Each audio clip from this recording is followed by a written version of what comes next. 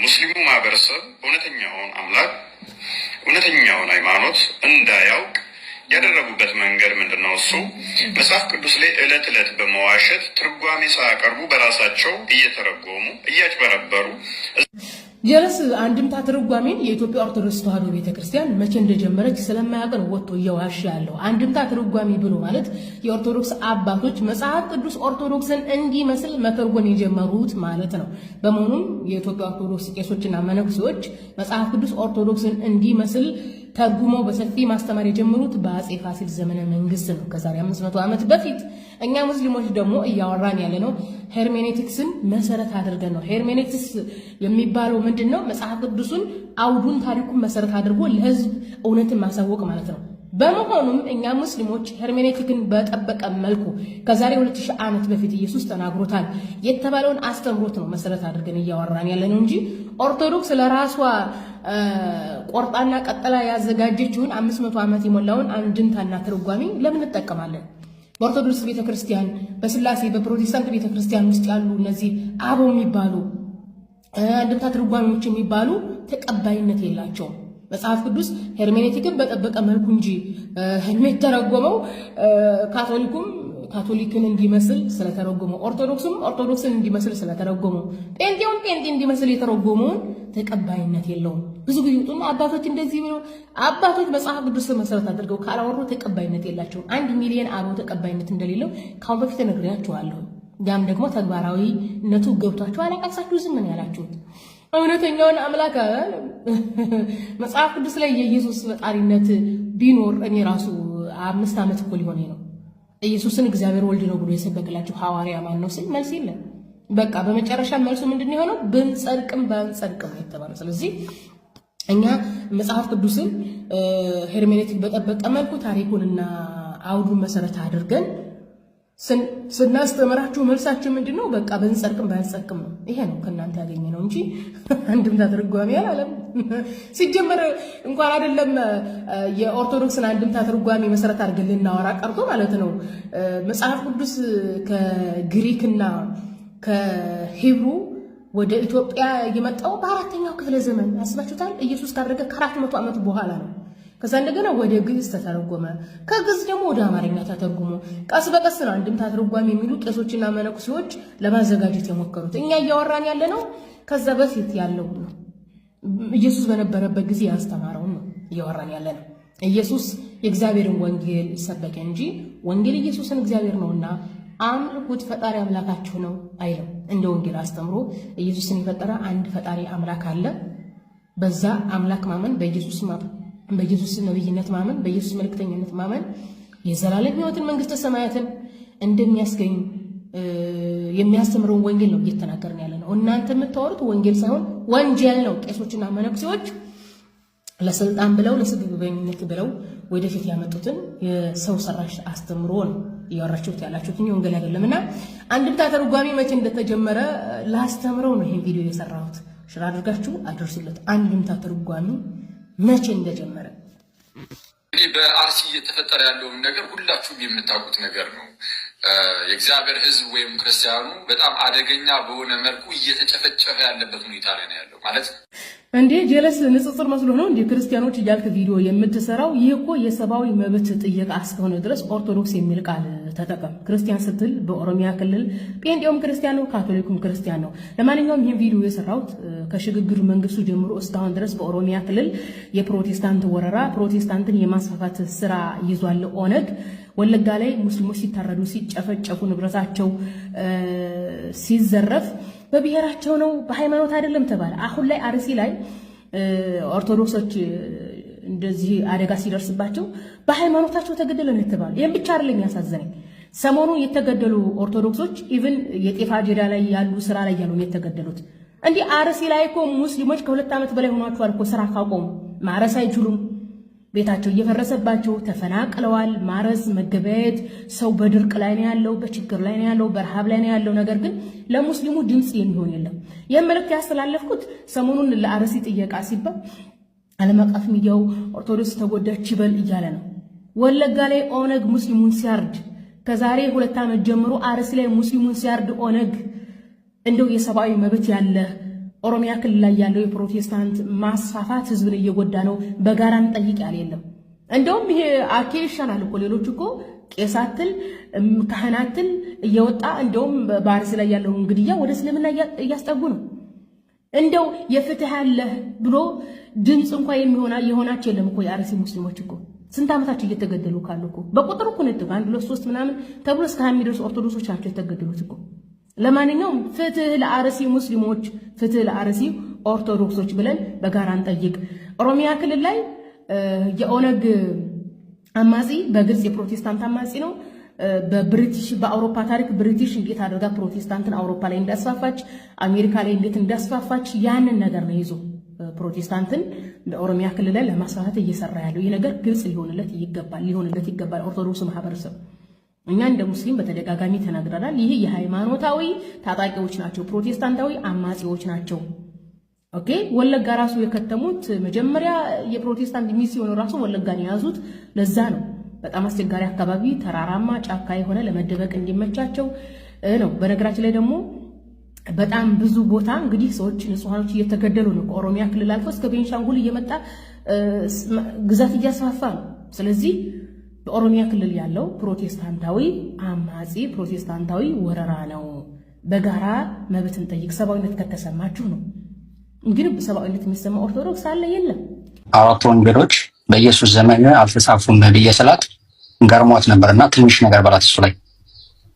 አዎ ታውቃለች እኮ የጻፉት ኢየሱስ ካረገ በኋላ ነው የተጻፉት። ደብዳቤ ነው ኢየሱስ ካረገ በኋላ ነው። ኢየሱስ ያስተላለፈው ለሐዋርያቱ በኦራል ፎርም ነው ያስተላለፈው፣ ማለትም ወንጌል ብሎ ነው ያስተላለፈው። ሐዋርያቶቹ ደግሞ ለተማሪዎቻቸው በኦራል ፎርም ቢያስተላልፉትም አወላለዱን፣ የሰራቸውን ታምር፣ ያስተማራቸውን ትምህርት ነገሯቸው። ሲነግሯቸው ደግሞ እነዛ የሐዋርያቶቹ ተማሪዎቻቸው ደግሞ ሲጽፉ ኮይኔ ግሪክ በሚባል ነው የጻፉት። በግሪክ ነው ኮይኔ በሚባል። ኮይኔ ማለት የገበያ ቋንቋ ነው። ኮይኔ ማለት ኮመን ማለት ነው፣ የጋራ ማለት ነው። እና የገበያ ላይ የሚጠቀሙበት የገበያ ቋንቋ፣ በዛ ቋንቋ ነው ራሱ የጻፉት ማለት ነው፣ ሲጽፉት ማለት ነው። ጸሐፊዎቹ ሁለቱ የዳቦ ስም አለው። አንደኛው ደግሞ ሁለቱ ደግሞ ደቀ መዛሙርት አይደሉም። ለምሳሌ ሉቃስን ብትመለከችው የጳውሎስ ተማሪ ነበር። ኢየሱስን አግኝቶት አያውቅም። ይህም ጳውሎስም አግኝቶት አያውቅም። ስለዚህ የጳውሎስ ተማሪ የነበረው ነው ሉቃስ የጻፈው። የሉቃስን ወንጌል የጻፈውም ደግሞ ላንቺ አይደለም። ደብዳቤ አድርጎ የጻፈው ለጓደኛው ነው፣ ቴዎፍሎስ ለሚባል ጓደኛው ነው። የሉቃስ ወንጌል ምዕራፍ 1 ቁጥር 1 ላይ ቴዎፍሎስ ለሚባል ጓደኛው ብዙዎች በየተራው ታሪክን ሲያዘጋጁ አይቼ መልካም ሆኖ ስለታየኝ እንዲሁ ደግሞ ላንተ ጻፍኩልህ ብሎ ይለዋል። ማለት መልካም ሆኖ ስለታየው ለጓደኛው ቴዎፍሎስ ለሚባለው የጻፈው ነው። እሱንና የሐዋርያት ሥራን የጻፈው ሉቃስ ነው። ቴዎፍሎስ ለሚባል ጓደኛው ነው የጻፈለት የሐዋርያት ሥራ፣ ሐዋርያቶች የሰሩትን ሥራ ብሎ ከየት አመጣው ብለን ስንል ሉቃስ ያመጣው ከጳውሎስ ነው። ከጳውሎስ የሰማውን ነገር ነው። የጳውሎስ ተማሪ የነበረ ሰው ነው። ስለዚህ የሉቃስ ወንጌል ጻፈው። ማርቆስ ደግሞ የምትዩ ደግሞ አንዳንዴ አይ ቲንክ የጴጥሮስ ተማሪ ነው ይላሉ። ግን ኦፍ ኮርስ ሊሆን ይችላል ራሱ ብዬ አምናለሁ። ግን ዘመዱ በርናባስ ነው፣ ያክስት ልጅ ነው ራሱ በርናባስ ይባላል። በርናባስ ይባላል። የሱ እንትን ነው፣ ከሱ ነው ያገኘውም የሚል ነገር አለ ራሱ ማለት ነው። እና ማርቆስ እሱም ራሱ የኢየሱስ ክርስቶስ ሐዋርያ አይደለም። ኢየሱስ ክርስቶስን አግኝቶት አያውቅም፣ አይተዋወቁም ከኢየሱስ ክርስቶስ ማለት ነው። ሌላው ያው የማቴዎስ ወንጌል መጀመሪያ ማቴዎስ የጻፈው በዕብራይስጥ ቋንቋ የጻፈው የነበረ ነው። እሱ ጠፍቷል ተብሎ ከዛ የማርቆስን ወንጌል ሶርስ አድርጎ የጻፈው ሰውዬ በማቴዎስ ዳቦ ስም ነው ግሪክ ኮይኔ ያዘጋጀው ማለት ነው። የግሪኩ ላይ ያለውን የማቴዎስን ወንጌል የጻፈው አይታወቅም ማን እንደሆነ ራሱ ማለት ነው። የዮሐንስ ወንጌል አጨቃጫቂ ነው ራሱ ማን የጻፈው የሚለው ነገር ለማለት ነው። ሐዋርያው ዮሐንስ ነው ወይስ ፕሪስፔሪያ የሚባል ዮሐንስ ነው የጻፈው በሚለው ላይ ጭቅጭቅ አለው ራሱን የቻለ በታሪክ ውስጥ ማለት ነው። እና አጨቃጫቂ ናቸው። 4 ወንጌሎች ናቸው። ግን ከ4 ወንጌሎች ብዙ ወንጌሎች ነበሩ። የበርናባስ ወንጌል፣ የቶማስ ወንጌል፣ የመግደላዊት ማርያም ወንጌል፣ የጴጥሮስ ወንጌል የሚባሉ ሉቃስ 1:1 ላይ ያለውን ብዙዎች በየተራ ታሪክን ሲያዘጋጁ የሚለውን ኦሪገን ወይ ማርጌንስ ሲጽፍ ምንድነው ያለው ኮሜንት ሲያደርግ ብዙ ወንጌሎች ነበሩ ብሎ ከዛ ውስጥ ይጠቅሳቸዋል። የማቲያስ ወንጌል፣ የማቴዎስ ሳይሆን የማቲያስ ወንጌል፣ የቶማስ ወንጌል፣ የጴጥሮስ የሚባሉ አሉ። ከዚህ ውስጥ ግን የተመረጡት 4 ብቻ ናቸው ይላል። 4ቱ የተመረጡበት ምክንያት ደግሞ ለምንድን ነው? ስለ ስቅለት ስለሚያወሩ ነው 4ቱ። ሌሎቹ ደግሞ ከዛ ውጭ ያሉት ደግሞ ስለ ስቅለት አያወሩም ማለት ነው። እስቲ ላሰማሽ አንድ ላሰማሽ መምህር ዲያቆን ያረጋል አበጋዝ ስለ ወንጌሎቹ በሚናገርበት ሰዓት ላይ 4 ወንጌሎች የተመረጡበትና ሌሎች ወንጌሎች ያልተመረጡበት ምክንያት የተናገረበትን ላሰማሽና ኢንሻአላህ እንትን እንዳለ ማለት ነው። እናጠቃለን ወደ ቀጣይ ጥያቄ እንሄዳለን ማለት ነው። ኡስታዝ እንዴት ናችሁ? ሰላም ነው። እየሰማኋቸው አጋጣሚ ፓርክ አድርጌ ነው ለመጠየቅ ብቻ ነው። እሺ ጠይቃለህ። አንዴ ምናልባት ስሚ ወይነን ሁለተኛው የሕማማት ሌላው ጠባይ የመጽሐፍ ቅዱስ መጽሐፍት ቀኖና ሂደት ዋናና መሰረታዊ መለኪያው ነጥብ ሕማማት ነበረ። የቅዱሳት መጽሐፍት ቀኖናዊ ሂደት ራሱን የቻለ ሰፊ ጉዳይ ነው። ዲያቆን ሄኖክም አንስቶታል። ቅዱሳት መጽሐፍ ቅዱስ ብለን የምናምነውን የሰጡን ከሐዋርያት ቀጥሎ የተነሱ የተለያዩ አባቶች በዘመናት ብዙ ወጥተው ወርደው ነው እና በዘመን ሐዋርያት ከዛም ቀጥሎ እስከ 3ኛ 4ኛ መቶ ዓመት ድረስ የሐዋርያትን ስም የያዙ የተለያዩ መጽሐፍት ይሰራጩ ነበር። አሁን እኛ በብዙ ነገር እድለኞች ነን። ለምን? ወንጌሉ ራሱ ተለክቶ 4 ነው። መልእክታቱ ተለክተው ተሰጥተውናል። አሁን የትኛው ወንጌል ነው ትክክሉ ብለን አንቸገርም። የተሰጠውን መጠቀም አቅቶን ካልሆነ ወደ 2ኛው 3ኛው መቶ ዓመት እንመለስና በሐዋርያት ስም ይሰራጩ የነበሩትን ወንጌል የሚል ስም ያላቸውን እስኪ በጣም የታወቁትን ዋናዎቹን ብቻ ላንብብላችሁና ያኔ ብትኖሩ ኖሮ የትኛውን ትመርጡ ነበር? እስኪ ለራሳቸው የቤት ስራ ውሰዱ።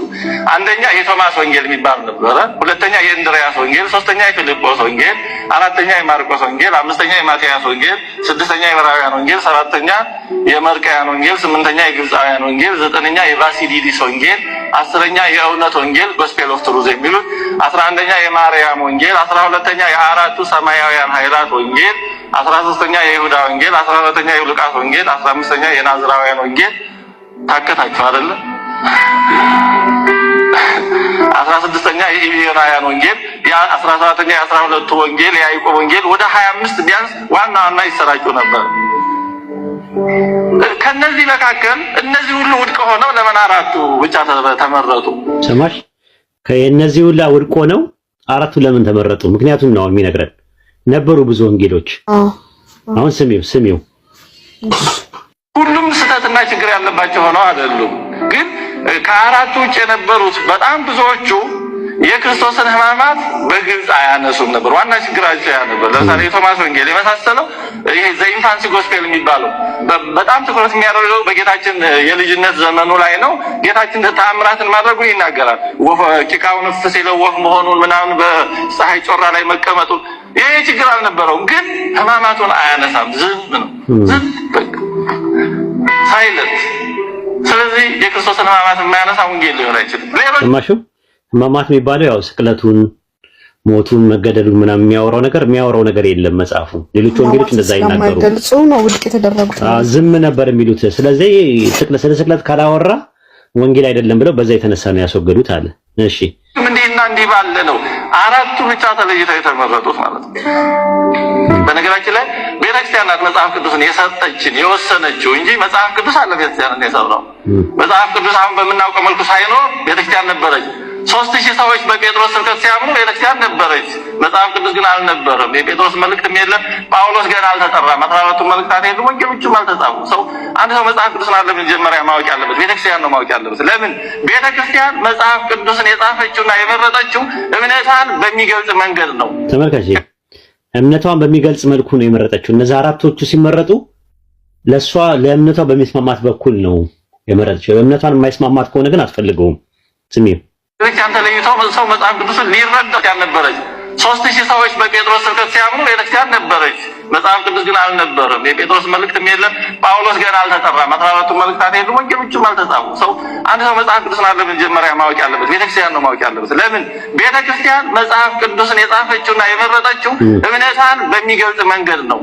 ከቤተክርስቲያን ተለይተው ሰው መጽሐፍ ቅዱስን ሊረዳው አይችልም። ለዚህ ነው በዓለማችን 30 ምናምን ሺህ። ሁለተኛው የሕማማት ሌላው ጠባይ የመጽሐፍ ቅዱስ መጽሐፍት ቀኖና ሂደት ሰማሽው?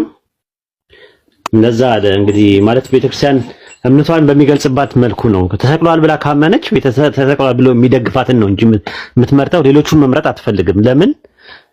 ስለ ስቅለት ካላወሩ ወንጌልም ሊባሉ አይችሉም ነው የሷ ፖይንት። እኛ ደግሞ ወንጌል የሚባል ነገር አለ፣ ለኢየሱስ የተሰጠ ወንጌል አለ ይላል የአዲሱ መደበኛ ትርጉም የመጽሐፍ ቅዱስ ማህበር ሲያሳትመው መግቢያ ላይ ምንድነው የሚለው? ሊቃውንቶቹ እንዲህ ይላሉ አለ።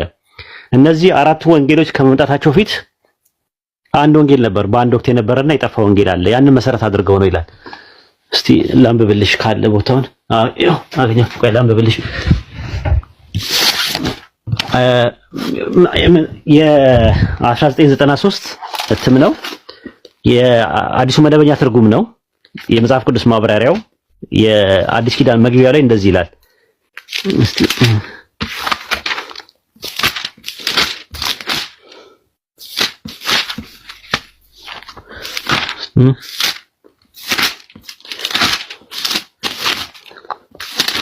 እንደዚህ ይላል።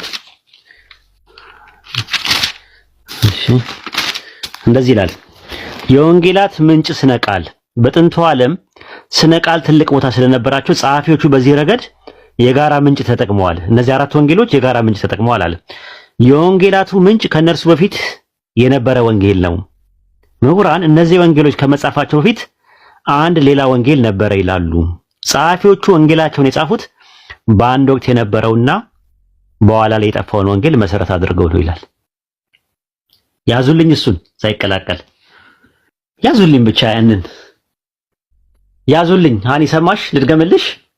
የወንጌላቱ እነዚህ አራት ወንጌሎች ምንጭ ስነ ቃል ነው ይላል። በጥንት ዓለም ስነ ቃል ትልቅ ቦታ ስለነበራቸው ጸሐፊዎቹ በዚህ ረገድ የጋራ ምንጮች ነበራቸው። የወንጌላቱ ምንጭ ከነሱ በፊት የተጻፈ ወንጌል ነው። አንዳንድ ሰዎች እነዚህ ወንጌሎች ከመጻፋቸው በፊት አንድ ሌላ ወንጌል ነበረ። ጸሐፊዎቹ ወንጌላቸውን የጻፉት በአንድ ወቅት የነበረውና በኋላ የጠፋውን ወንጌል መሰረት አድርገው ነው። ስኮላሮች ናቸው ይሄን ያስቀመጡት።